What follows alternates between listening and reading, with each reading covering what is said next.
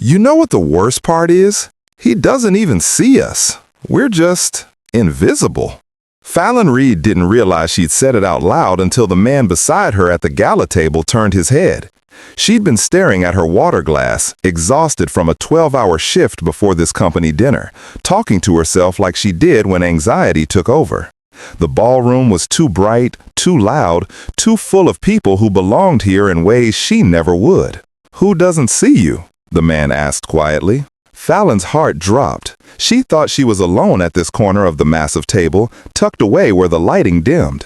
She looked up, meeting the eyes of a stranger in an expensive suit, maybe early 30s, with the kind of tired expression that suggested he understood exhaustion.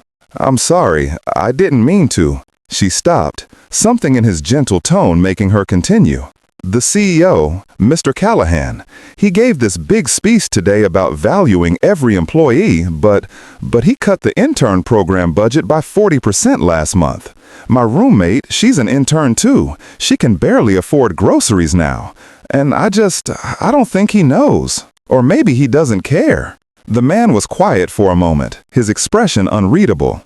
"And you think he should know?" "I think," Fallon said carefully, her voice trembling, "that when you have power, you have responsibility. My dad always said that. He was a factory foreman, worked 40 years for men who never learned his name. He taught me that every person matters, that you show up for the people counting on you." She looked down at her hands, worn from double shifts at the university library to supplement her intern stipend. "I just wish people at the top remembered what it's like at the bottom." "Your father sounds like a good man," the stranger said softly. "He was. He passed 2 years ago. Heart attack at 59, right before retirement." Fallon's throat tightened. "Mom says he worked himself to death trying to give me opportunities he never had.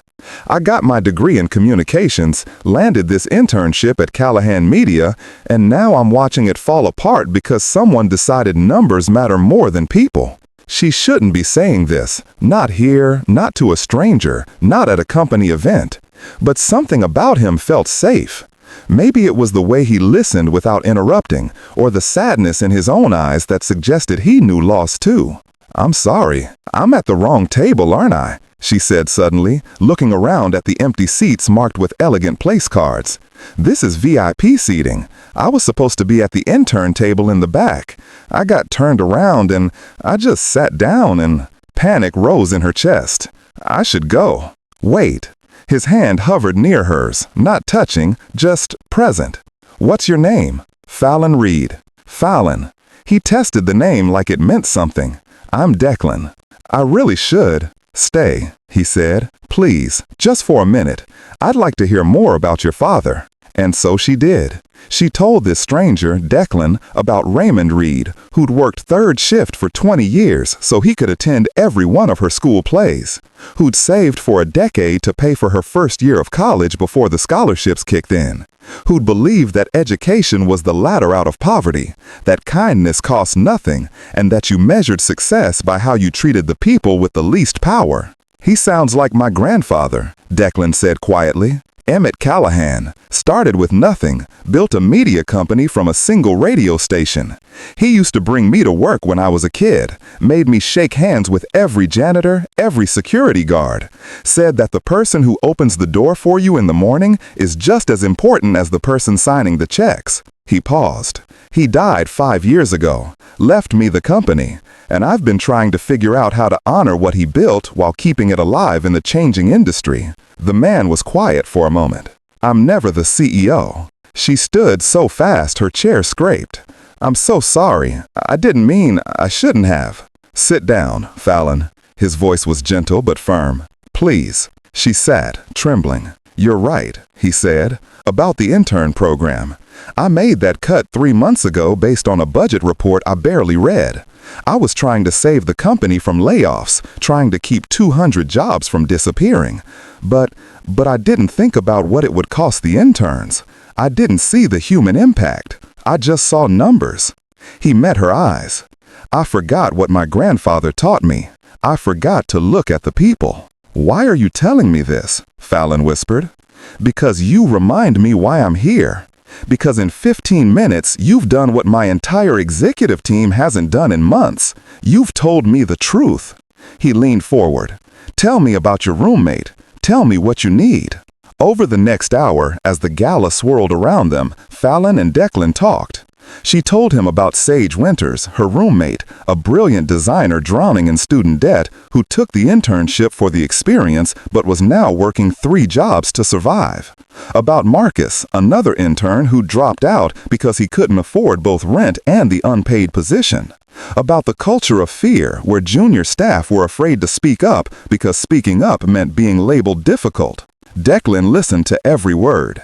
Then he pulled out his phone and sent emails to his CFO, his HR director, his executive team. By the end of the night, he'd restructured the entire intern program, establishing a living wage stipend and creating a direct feedback channel for junior staff. "Why?" Fallon asked as the evening wound down. "Why listen to me? I'm nobody." "Because," Declan said, his voice thick with emotion, "my grandfather used to say that the people closer to the problem are closer to the solution. And because your father taught you something mine taught me, that power without compassion is just tyranny wearing a suit." He paused. "And because you saw me as a person before you knew I was the CEO. You were honest. That's rarer than you think." 3 months later, Fallon was still an intern, but the program had transformed. Sage could finally afford to eat. New interns were joining instead of dropping out. And Declan had started monthly listening hours where any employee could speak directly to him. They never dated. The power dynamic made that impossible, and both of them knew it. But they became something else. A CEO who remembered to lead with humanity, and an intern who learned that speaking truth to power could change systems, not just survive them. On her last day of the internship, Fallon stopped by Declan's office. "Thank you," she said, "for listening that night." "Thank you," he replied, "for reminding me what my grandfather spent a lifetime teaching me. That the measure of leadership isn't profit margins. It's whether the people in your care can afford groceries and still have dignity." "My dad would have liked you," Fallon said softly. "I would have liked to meet him," Declan replied. "But I'm grateful I met his daughter." As she walked out, he called after her. "Fallon, you were never in the wrong seat. You were exactly where you needed to be. And maybe that's what grace looks like. Not perfection, but 2 imperfect people choosing to see each other's humanity. Not romance, but recognition. Not power, but presence. Because sometimes the wrong seat is exactly the right place to remember who we are and why we're here."